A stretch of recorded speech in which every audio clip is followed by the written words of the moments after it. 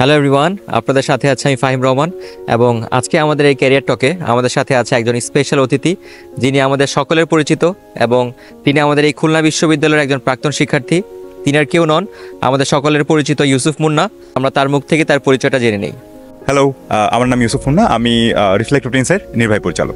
আপনার মাধ্যমে reflective teens দেশে এবং বিদেশে বেশ জনপ্রিয় এবং আপনি নিজে হাতে এই সংগঠনটি প্রতিষ্ঠা করেছেন। তো রিফ্লেক্টিভ টিনসের শুরুর দিকের যাত্রার কথাই জানতে চাই। আমি রিফ্লেক্টিভ টিনস শুরু করি যখন আমি ক্লাস 8-এ ছিলাম, 8-এর শেষের দিকে। মূলত সে সময় আমার উদ্দেশ্য ছিল আমার স্কুলে একটা ওয়েব ম্যাগাজিন প্রতিষ্ঠা করা, কারণ আমি অনেক ছোটোবেলা থেকে লেখালেখিতে ইনভলভ ছিলাম। তো হাই স্কুলে এসে আমি চাচ্ছিলাম যে আমার সেই লেখালেখিটাকে একটা ফর্মালাইজ করা যায় নাকি। তো সেখান থেকে চিন্তা করছিলাম কোনো একটা প্ল্যাটফর্মে যদি আমার লেখালেখিগুলোকে দেওয়া যায়। আমি অনেক জায়গায় চেষ্টা করেছি, অনেকগুলো পত্রিকা আমি চেষ্টা করছি বিভিন্ন সময়, কিন্তু আমার লেখালেখিগুলো খুব একটা কোথাও সুযোগ পাইনি আর কি প্রকাশ করার জন্য। পরবর্তী চিন্তা করলাম, আচ্ছা ঠিক আছে, আমি কোথাও যেহেতু সুযোগ পাচ্ছি না, সুযোগটা নিজেই তৈরি করি। তো সেখান থেকে আমি চিন্তা করলাম যে কীভাবে একটা ওয়েব ম্যাগাজিন ডেভেলপ করা যায়, যে ওয়েব ম্যাগাজিনটা হয়তো আমি নিজের লেখাগুলোর পাশাপাশি আমার যে বন্ধুরা আছে তাদের সবার লেখাগুলো, ফটোগ্রাফি, পেন্টিংসগুলো তুলে ধরার সুযোগ পাবো। তো সেরকম একটা চিন্তা থেকেই যে সুযোগ না পেয়ে কীভাবে নিজে একটা নতুন সুযোগ তৈরি করা যায়, সেই চিন্তা থেকে মূলত আমি ক্লাস 8-এর শেষের দিকে এসে নিজে একটা ওয়েব ম্যাগাজিন ডেভেলপ করি। আমরা জানতে পারলাম আপনি হাই স্কুল লেভেল থেকে আপনার এই সংগঠনটির যাত্রা শুরু করেছেন। তো বিশ্ববিদ্যালয় কোনোভাবে আপনার এই সংগঠনটির গ্রোথে সাহায্য করেছে কিনা? ইউনিভার্সিটিতে আমরা যেটা দেখি, ইউনিভার্সিটিটা আমার কাছে ডিফারেন্ট মনে হচ্ছে এই কারণেই যে আমরা যখন স্কুল কলেজে থাকি তখন আমাদের সময়ের নিয়ন্ত্রণ আমাদের হাতে থাকে না, মোস্টলি আমাদের প্যারেন্টসরাই সেটা কন্ট্রোল করে। কিন্তু ইউনিভার্সিটিতে আসলে অনেকটুকুই আমাদের হাতে চলে আসে সময়ের নিয়ন্ত্রণটা। তো সেটা আমার জন্য একটা বড় সুযোগ বলে মনে হয়েছে, বড় একটা চেঞ্জ আমার জীবনে। আমার যখনই আমি ইউনিভার্সিটিতে আসি তখন আমার ফ্লেক্সিবিলিটি অনেক বেড়ে যায়। আমি আগে যেটা বলেছি যে আমরা ওয়েব ম্যাগাজিন, স্কুলে একটা ওয়েব ম্যাগাজিন করার জন্যই কিন্তু আমাদের যাত্রাটা শুরু। পরবর্তীতে সেটা একটা প্রাতিষ্ঠানিক রূপ পায়, একটা সাংগঠনিক রূপ পায় সময়ের সাথে সাথে। কিন্তু সেটার পিছনে আমি স্কুল কলেজে থাকাকালীন খুব বেশি সময় দেওয়ার সুযোগ পাইনি।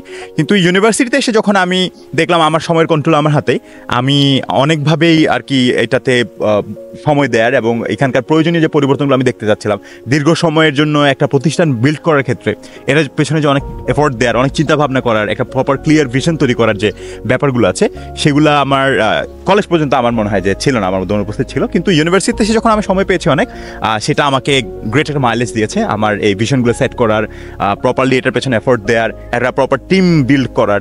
এই জিনিসগুলো আমাকে এই ইউনিভার্সিটি অনেক বেশি অ্যাডভান্টেজ দিয়েছে বলে মনে হয়। তার পাশাপাশি আরেকটা জিনিস গুরুত্বপূর্ণ ভূমিকা রেখেছে, সেটা হচ্ছে কোভিডের সময়টা।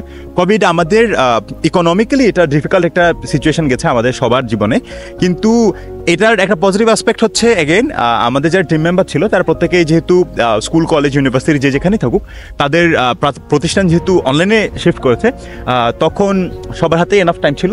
সেটাকে লেভারেজ করে আমরা আবার এক্সট্রা একটা মাইলেজ পেয়েছি, যেটা আমাদেরকে আরও অনেক দূর নিয়ে যেতে সাহায্য করেছে। গ্রেট।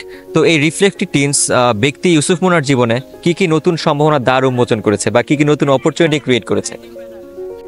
রিফ্লেক্টিভ টিনস থেকে ব্যক্তি ইউসুফ মুন্নাকে আলাদা করা আসলে ভীষণ কঠিন, কারণ আমি যখনই এক্সট্রা কারিকুলার ইনভলভ হয়েছি পড়াশোনার পাশাপাশি, তখন থেকে এখন পর্যন্ত আসলে ডেডিকেটেডলি এই একটা জায়গায় সময় দিচ্ছি, যার কারণে আমার বন্ধুবান্ধব, কাজকর্ম, ধ্যান ধারণা, চিন্তাভাবনা সব কিছুই মনে হয় এটাকে কেন্দ্র করেই আর কি ঘুরছে। তো সে কারণে আমার যেমন অনেকগুলো জিনিস আমি মিস করেছি, আমার অনেক সোশ্যালাইজিংয়ে আমি অনেক পিছিয়ে পড়েছি অনেক ক্ষেত্রেই, আবার একই সাথে অনেকগুলো অপরচুনিটি আমার জন্য ক্রিয়েট হয়েছে এটার মাধ্যমে। আমার এই যে আমি কথার কথা এখন পত্রিকায় যে আর্টিকেলগুলো লিখছি, সেগুলো কিন্তু আমার এই রিফ্লেক্টিভ টিনসের কাজ করতে গিয়ে, ওখানে যে নতুন নতুন চিন্তাভাবনা আমার মাথায় কাজ করছে, ওখানে যে নতুন নতুন প্রবলেমগুলো আমি দেখছি মাঠে কাজ করতে গিয়ে, সেইগুলো সমস্যার সমাধান করতে গিয়ে কিন্তু আমার এই নতুন ধারণাগুলো জন্ম হয়, যেগুলো আমি পত্রিকায় হয়তো কলাম আকারে লিখছি। আবার দেখা যায় কি যে আমি এই যে দেশের বাইরে বিভিন্ন জায়গায় যাচ্ছি, দেশকে রিপ্রেজেন্ট করছি, এটা তো আমার জন্য অবশ্যই কাজ করতে যাই, প্রধান উদ্দেশ্যই কাজ করা, কিন্তু তার পাশে ঘোরার সুযোগ হচ্ছে, এতগুলো দেশ ঘুরছি, নতুন কালচার, নতুন মানুষের সাথে পরিচিত হওয়া, নতুন নেটওয়ার্ক বিল্ড করা, এগুলো কিন্তু আমার জন্য অনেকগুলো অপরচুনিটি নিয়ে এসছে আর কি। Opportunity creates even more opportunities আর কি, এরকম একটা ব্যাপার। তো আমার মনে হয় যে এই যে বিভিন্ন দেশে যাচ্ছি, বিভিন্ন ডেলিগেশনে হয়ে যাচ্ছি, বাংলাদেশকে রিপ্রেজেন্ট করছি, এগুলো ডেফিনেটলি অনেক গর্বের ব্যাপার, এবং এগুলোর সবগুলোই সম্ভব হয়েছে শুধুমাত্র আমার এই রিফ্লেক্টিভ টিনস, আমার ইনভলভমেন্টের কারণে। আমরা যে কাজগুলো করছি, আমরা মূলত আমাদের কাজ হচ্ছে রিফ্লেক্টিভ টিনসে যে শিক্ষাক্ষেত্রে প্রাইমারি পর্যায়ে শিক্ষার গুণগত মান উন্নয়নের জন্য ফ্রুগাল ইনোভেটিভ সলিউশন ডিজাইন করা। ফ্রুগাল বলছি এই কারণে যে সলিউশনটা কস্ট এফিশিয়েন্ট এবং ইজিলি রেপ্লিকেবল। আমাদের যে developing countries, under developed countries, এই দেশগুলোর জন্য কিন্তু ফ্রুগাল সলিউশনই মোস্ট এফিশিয়েন্ট। তো সেই জায়গা থেকে আমরা কাজ করছি এবং আমাদের এই ইনোভেশনগুলো নিয়েই যে পজিটিভ চেঞ্জগুলো সোসাইটিতে আমরা আনছি, শিক্ষাক্ষেত্রে আনছি, সেগুলো নিয়েই আসলে এই দেশগুলোর আগ্রহ, জানার আগ্রহ, বোঝার আগ্রহ, এবং তাদের দেশে তারা সেই টেকনোলজিগুলোকে, সেই উদ্ভাবনগুলোকে নিয়ে যেতে চায়। তো সে কারণে কিন্তু তারা আমাদেরকে ওখানে ইনভাইট করে। তো এই ক্ষেত্রে অবশ্যই এটা আমি মানে কোনোভাবে ডিনাই করার সুযোগ নেই যে রিফ্লেক্টিভ টিনস আসলে আমার জীবনে সবগুলো সুযোগ তৈরি করছে। এই যে আমরা কপে যাচ্ছি, কপে গিয়ে আমরা ক্লাইমেট লিটারেসি এডুকেশন, হ্যাঁ, এই জিনিসটা নিয়ে আমরা অনেকগুলো কাজ করেছি। এই যে রাঙামাটিতে কাজ করেছি, আমরা বাগেরহাটে কাজ করেছি, খুলনায় সাতক্ষীরায় কাজ করেছি, চট্টগ্রামে কাজ করছি। এই কাজগুলো এগেইন আমাদের ফ্রুগাল সলিউশনগুলো সেগুলো আমরা এখানেও ডিজাইন করছি। সেখানে আমরা বিভিন্ন স্কুলে এক্সপেরিমেন্ট করছি, সেখানকার যে আউটকামগুলো সেগুলো প্রেজেন্ট করার জন্য কিন্তু আমরা কপের মতো প্ল্যাটফর্মগুলোতে যাচ্ছি। আমরা COP 28-এ গিয়েছি দুবাইতে, COP 29-এ যাচ্ছি, 9-এ গিয়েছি আজারবাইজানে, COP 30-তে ব্রাজিলে যাওয়ার জন্য আমরা কাজ করছি। তো এইভাবে করে আমরা, আমার মনে হয় যে একটা প্রাতিষ্ঠানিকভাবে এবং ব্যক্তি ইউসুফ না দুইটাই নানান ধরনের সুযোগ সুবিধা পাচ্ছে। তা বিশ্ববিদ্যালয়ে অনেক শিক্ষার্থী বিভিন্ন কেস কম্পিটিশন বা আইডিয়া জেনারেশন কম্পিটিশনে পার্টিসিপেট করে থাকে। তো তারা তাদের এই আইডিয়াগুলোকে কিভাবে নিজেরাই প্রাতিষ্ঠানিক রূপ দিতে পারে? যারা এই ধরনের কেস কম্পিটিশনগুলোতে প্রজেক্ট দিয়ে পিচ করে, তারপর সেখানে তারা হয়তো প্রাইজ টাইজ পায়, এরা কিন্তু অলরেডি অনেক দূর আগানো। ঠিক আছে, একটা জিনিস হচ্ছে তারা যারা এই প্রজেক্টগুলোর পেছনে কাজ করছে তারা অনেক স্ক্র্যাচ থেকে জিনিসটাকে আইডিয়েট করে, তারপর তারা একটা MVP তৈরি করে, মিনিমাম ভায়াবল প্রোডাক্ট, তারপর সেটা তারা এক্সিকিউট করে। হ্যাঁ, এটা থেকে আমরা প্রজেক্ট বলছি, তাই না? তো এরা কিন্তু অলরেডি অনেক দূর এগিয়ে গেছে তাদের কাজটা নিয়ে। সো তাদের যে ল্যাকিংসটা সেটা হচ্ছে হলো ভিশনটা। কারণ এই যে একটা প্রভাব আছে যে ক্ষুদ্র ক্ষুদ্র বালুকণা বিন্দু বিন্দু জল, এই যে তারা প্রজেক্ট করছে সেটা কিন্তু ক্ষুদ্র ক্ষুদ্র বালুকণা তো বিন্দু বিন্দু জল হিসেবে আমরা তাদেরকে কনসিডার করতে পারি। এইটার উপরেই বাকি কাজটা বিল্ড করতে হবে। তো এখন বিল্ড করে কোথায় নিয়ে যাবে, ওখানেই ভিশনটা দরকার, ওখানেই ভিশনের লিডারশিপটা দরকার। একজন যদি ভালো লিডার হয় কেউ, তখন কিন্তু তার একটা প্রপার ভিশন থাকবে, একটা ফিজিবল ভিশন থাকবে উইথ প্রপার টাইমলাইন মেবি, যে এই সময়ের মধ্যে আমরা এই জিনিসটাকে এই জায়গায় দেখতে চাই। সেরকম একটা ভিশন সেট করতে হবে। তারপর ওই যে গ্রাউন্ডের যে আইডিয়াটা, ওইটার উপরে বিল্ড করতে থাকতে হবে। ঠিক আছে, যে একটা প্রজেক্ট ডিজাইন করছে সে অলরেডি জানে যে সেটাকে কীভাবে ইনস্টিটিউশনালাইজ করা যায়, সেটা কীভাবে একটা প্রাতিষ্ঠানিক রূপ দেওয়া যায়। এটার প্রক্রিয়া হচ্ছে এটাই যে বেসিক যে আইডিয়া সেটার উপর বাকি স্ট্রাকচারটা বিল্ড করে একটা প্রাতিষ্ঠানিক রূপ দেওয়া। তো একজন এই জায়গায় একজন যদি প্রপার লিডার থাকে ওই টিমে, সেই লিডারশিপটা নিতে পারে। পরবর্তীতে আমরা যে প্রজেক্টটাকে যে পর্যায়ে নিয়ে যেতে চাই সেই গোলটা সেট করা, সেই টাইমটা সেট করা, এবং সেটার জন্য প্রপার একটা টিম বিল্ড করা।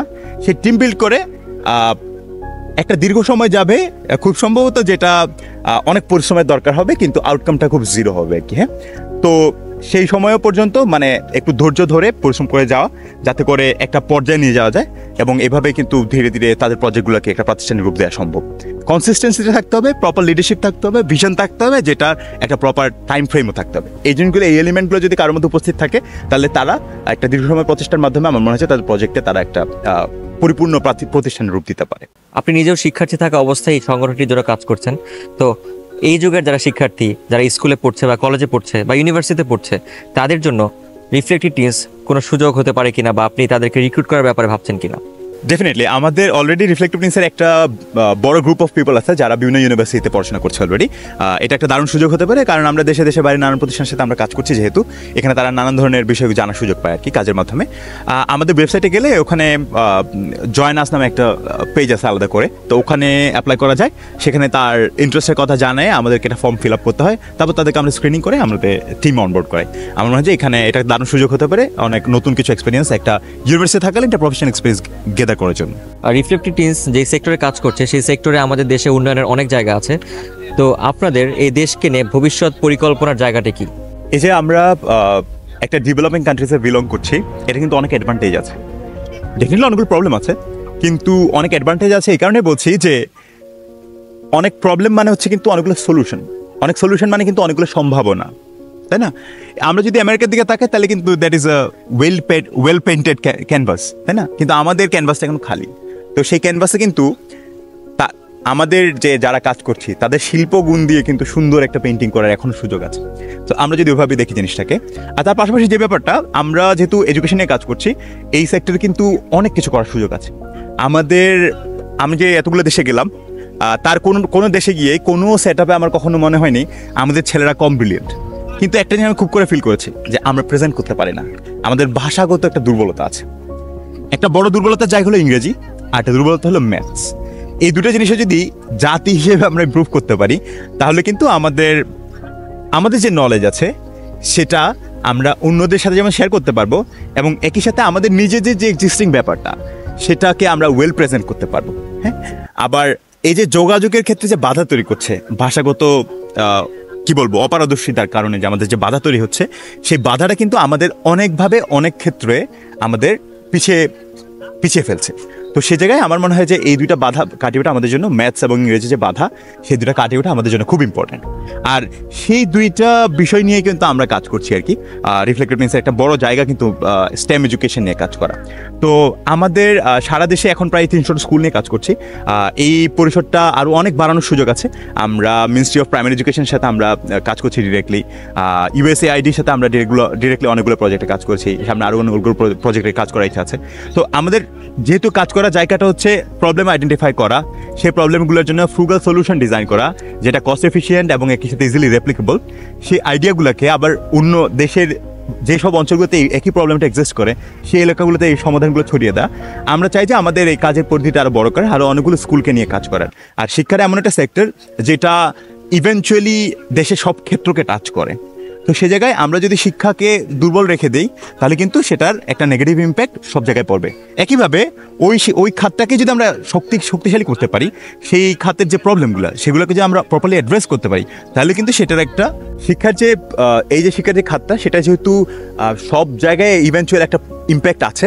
আমরা যদি শিক্ষাকে শক্তিশালী করতে পারি, শিক্ষার যে দুর্বলতা আছে সেগুলোকে কাটিয়ে উঠে আমরা যদি শক্তিশালী করতে পারি শিক্ষা খাতটাকে, তাহলে কিন্তু আমাদের জাতি হিসেবেই আমরা অনেক দূর এগিয়ে যাওয়ার একটা বিরাট সম্ভাবনা রয়েছে। ভাই, আপনার গল্পটি নিশ্চয়ই আমাদের শিক্ষার্থীদের অনুপ্রাণিত করবে। আমাদের সময় দেওয়ার জন্য আপনাকে অনেক ধন্যবাদ।